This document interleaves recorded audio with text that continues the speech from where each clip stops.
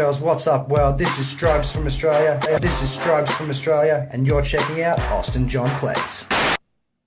I got a new camera. The Sony a6300, amazing 4K camera, and I'm just having trouble with getting it to look good. What's going on, boys and girls? What's up, world? Austin John Plays here, and today we're gonna be going over the 5 best shrine quests in Legend of Zelda Breath of the Wild. Now, there are 120 shrines in the game. 116 of them are optional. Yes, those first 4 are mandatory. You can notice I look a little bit different today. I picked up the Sony a6300, and I am having a nightmare of a time doing my settings to make me look me, and not too in particularly discolored or anything. Now, I came up with this list based on a scientific algorithm of the things that I thought were best. So, it's completely arguable that these are not the 5 best shrine quests in Legend of Zelda Breath of the Wild. However, I think they are. And if you watch the video to the end and you think I missed something that deserves to be on this list better than one of the other ones out of all 42 of the shrine quests, leave it in the comment section down below. I'll be sure to check out the comments.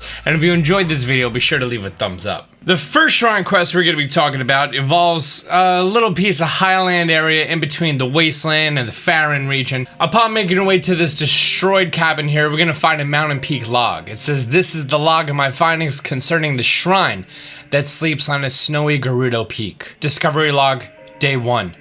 I come to the snowy mountain intending to find the ancient shrine that was written about in an old text. The shrine slumbers near the pedestal on a snowy Gerudo peak. Discovery log, day 7. It's been 7 days since I arrived at the pedestal mentioned in the ancient texts. Unfortunately, I'm eating through my food provisions more quickly than I anticipated. On a brighter note, I found an explanation in the source text that may be the key to this riddle. When the snowy mountain pedestal glows, cast a cold shadow onto its core. I noticed a faint glow to the pedestal for a short while the other day, but how to cast a cold shadow onto its core? It seems that this calls for further research here. Discovery log day, I've lost count. I could feel I'm a hair's breadth away from unlocking the secrets hidden within the pedestal, but I've run out of food entirely, and I doubt now that I ever had the tools to do the job, whatever they may be. And begins the shrine quest of Secret of the Snowy Peaks. Now, this is really nuts because there's a guy here who's become too obsessed with this. He's run out of provisions and he's pretty much dying up here trying to do this. We don't know how long ago this was. Also, there's 3 barrels here that totally have mushrooms inside of them. Feel free to grab those mushrooms. But for me personally, it took me about 2 hours to figure this out. The fact that I needed to hold a snowball in the shadow reflecting onto the pedestal, hold it exactly at 4 p.m. And when I realized that my snowball was too big, I needed to grab my flame blade. That way, while it was on my back, it would slowly melt the snowball to be the perfect size. And then once it was the perfect size, I swapped back over to my frost spear and then boom, right on top of the pedestal. Cast my shadow, and then the shrine erects from the ground. Now this is number 5 on the list because the story is pretty intense. And the state and mentality that this person needs to be in to be that horribly obsessed with doing something like this, that takes a special kind of person. Or how I was horribly obsessed for 2 hours trying to figure this shit out. The number 4 shrine quest in Legend of Zelda Breath of the Wild. This is probably for most people near the beginning of the game because you're gonna go to Kakariko and then Kakariko's gonna say go to Hateno and then you're gonna venture from Hateno. I went south and then I came across this extremely large beast inside of a rib cage of a deceased animal. Now, of course, we all know that this is a Phoenix. Around its neck, it has a shrine orb. Well, not a shrine orb, because those are the little things. Shrine balls? Pedestal orbs? Giant balls. Let's go with giant balls. I like that. So this Phoenix has a giant ball around his neck. You do this early in the game, and if you try to battle these guys with some really base weapons and not a lot of hearts, you gonna die. Yeah, especially if you don't have a lot of arrows. However, you can just hop yourself on top of his hand and he throws you on top of his tummy when it goes to scratch himself, because he's classy like that. You could just grab the giant ball from around his neck, grab it, there you go, and then throw it off. Of course, you need the sneaky suit for this. If you don't have the sneaky suit, he gonna wake up. This was a really fascinating thing because now that I know how to play the game, as opposed to when I tried it the first time, I killed the Phoenix and I was like, yay, and then I was like, wait, where does this go? And I finally found the spot, and then I realized that oh, this is one of 3, and I killed the youngest and weakest of the 3. After placing the orb into the pedestal, sorry, the giant ball into the pedestal, you can actually just glide on over to the second one, don't even deal with the hand. I included this on this list because this is one of the few things in the game that you can do an extremely pacifist way of doing it. You could be a ninja in the night, running around in your bright red and white ninja outfit, because that makes sense, and then just doing this. You don't need to kill the Phoenixes, especially if you're at a low level. The third one is a Black Phoenix. He's a tier 3 most difficult sub-boss that you're going to encounter in the game. You most likely will not have the proper equipment to take him out. Throw me on top of there, grab the giant ball from around his neck, make my way over to the pedestal, and then boom, Shrine erects from the ground. And this is the 3 brothers, in my opinion, the number 4 best shrine quest in Legend of Zelda Breath of the Wild. The number 3 best shrine quest in Legend of Zelda Breath of the Wild is one that you may not realize is a shrine quest in the first place. In Hateno, you're going to speak to a man named Meta. He's going to tell you about the Spring of Wisdom located at the top of Mount Lanayru. And then you're going to see a whole bunch of purple and pink glowing crystals and a whole bunch of malice in the stuff. Malice, which I like to call purple stuff. And you'll have this big old dragon with a whole bunch of purple stuff on his face, and it looks ugly AF. The one you see before you is an attendant to the Spring of Wisdom. This is Nadra, the blue spirit of Lanayru. However, the dreaded malice unleashed by Calamity Ganon has possessed it, and then shoot it in the eye. And then he's going to be all like really pissed off and stuff, and then he's gonna fly away being all diva-ish, make her way to the top of the mountain, shoot another one directly through another malice eye, boop. And this is a really great part of the game because 1, it's teaching you the mechanics of using the updrafts with your paraglider. It's telling you that there's dragons in the game, which, who doesn't love dragons? I love dragons. Now you're gonna see a beautiful, beautiful landscape of the entire area. You see Hateno Village in the background. He's flying through the air. You're flying with him. My first time doing this, it was day 2. It was March 4th. It was so much fun. So exhilarating that the game decided to teach you a mechanic by doing this, by flying with a dragon in the air. After hitting the last eye, he's gonna gag and stuff, and then boop! He's turned into a beautiful turquoise dragon. Makes his way back to the top of Mount Lanayru. Thanks for your efforts. Nadra's all better now, been freed of the evil power. A single ceremony remains. Now, shoot him in the face. And then he's gonna fly away and then drop one of his scales for you. Again, teaching you another mechanic, that when you come across dragons in the wild, shoot stuff at them, and then you're gonna get stuff from them. My first time doing the shrine quest, I was giddy. I really was. Also, this is important because it teaches you the way to do this for 2 additional springs in the game. Power, wisdom, and courage. Triforce stuff. For the number 2 shrine quest in Legend of Zelda Breath of the Wild, this one requires some work. It's going to be the Stolen Heirloom, which is based out of Kakariko Village. However, to initiate the shrine quest, you need to initiate a side quest, which requires you to initiate 2 other side quests. Once in town, you're going to make your way to the Great Fairy Fountain after speaking to Picango.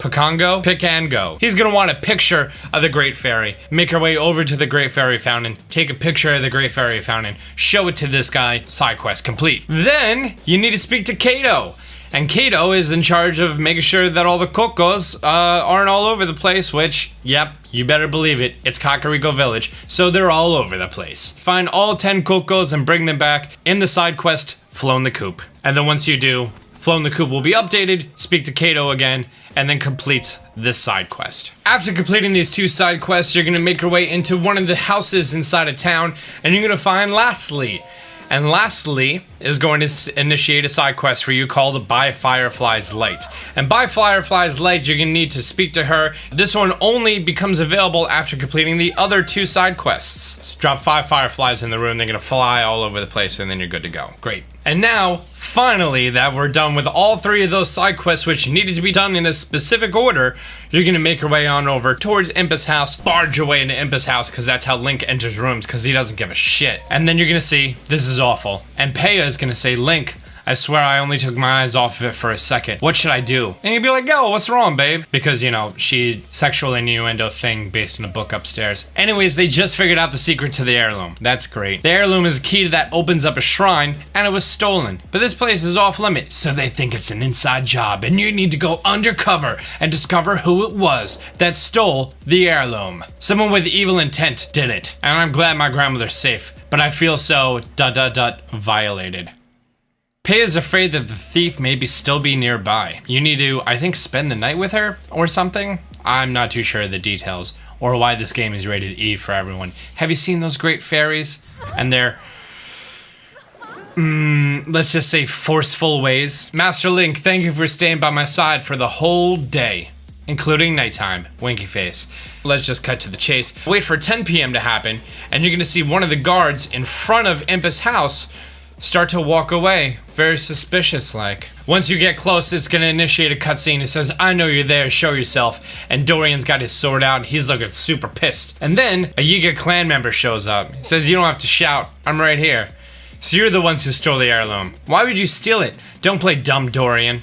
You knew what you were getting yourself into when you decided to leave the organization. You did well to tell us about their heirloom. Unfortunately, your usefulness has come to an end. It's your responsibility to take care of that Yiga clan member. Dorian goes on to say, I can't believe it. I was being followed. I'm sure you figured it out, but all of this is my fault. There's no point in trying to hide it. I am a member of the Yiga clan.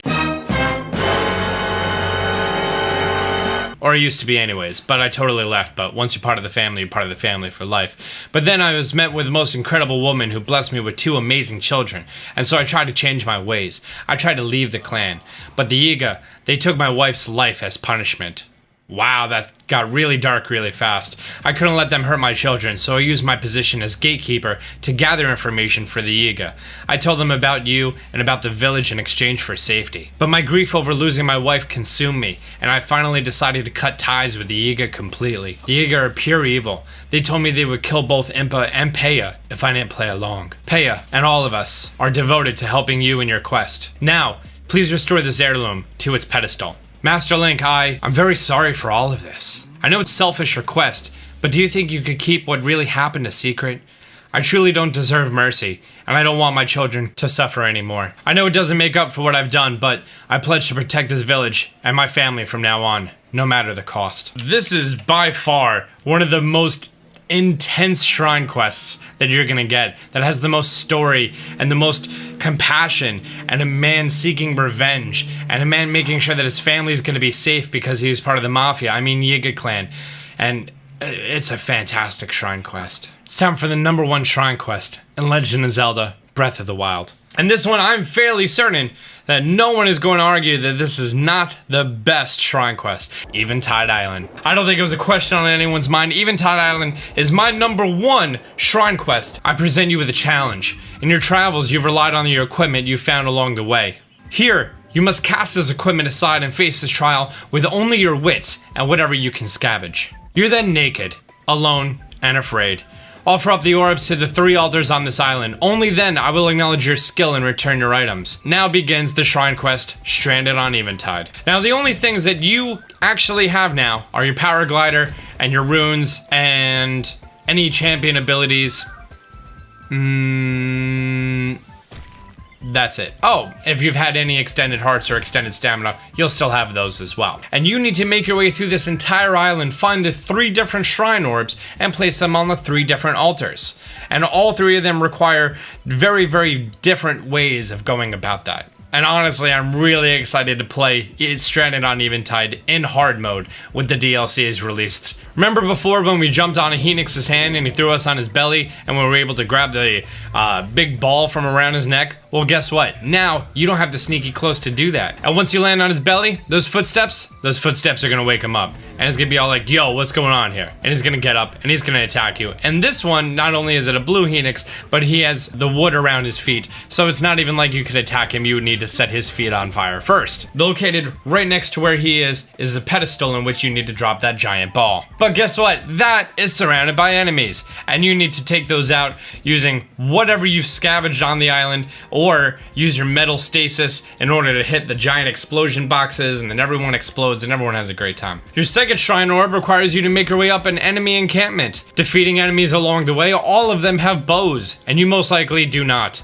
And then also, the game tries to stick it to you, and right at the end, right next to the shrine orb is one big barrel. If you hit that with your sword, an electric choo-choo pops out, and he's gonna electrocute you, and that's a lot of fun, because my first time playing it, that's when I died. It was like, you know what? Forget this. I'm not gonna do this right now. I don't need this in my life. I don't need this level of stress. And your third giant ball is going to be near the top of the island. Now, I don't know if it's coincidence, but anytime I really get close to this area, I feel like it always starts thunder and lightning. And I think in this playthrough, I just figured out why. This moblin is gonna have a metal weapon on him. In fact, most enemies are gonna have metal weapons. Or, if they're disarmed, they're gonna pick up metal weapons from the ground. Now, we're gonna start to see his sword spark up. And I was like, oh my god, this is genius. He's holding metal weapons. Lightning is gonna come crashing down, and then boom, Pikachu used Thunderbolt. Wait for it. See that moblin? Boom! Bye, moblin. Let Zeus himself strike down the non-believers. And by the non-believers, I mean the people holding metal weapons. Once you clear off your last pedestal and throw your giant orb on top of the pedestal, the shrine is gonna erect from the ground, and you're gonna be able to go up there, and then it just clears up. Weather clears up, no problem. And then boom, stranded on Eventide isn't that scary of a place anymore. His voice actually gives you back all of your clothes and stuff, so he makes you naked and then he redresses you. That's what I call a hot Cosby. So there you have it, ladies and gentlemen. In my opinion, the top 5 shrine quests in Legend of Zelda Breath of the Wild. Do you disagree with this list? Do you think there's something else that belongs here? Leave a comment down below. Until next time, Austin John out. Be sure to like this video and subscribe. I'm going to be giving you guys lots of helpful videos in the next following days and weeks. Till next time, Austin John out.